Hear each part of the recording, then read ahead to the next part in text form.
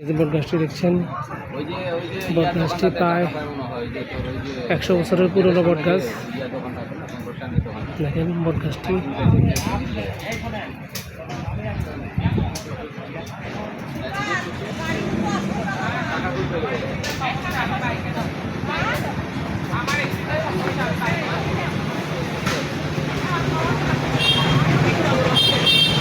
দেখেন বট গাছের অবস্থা।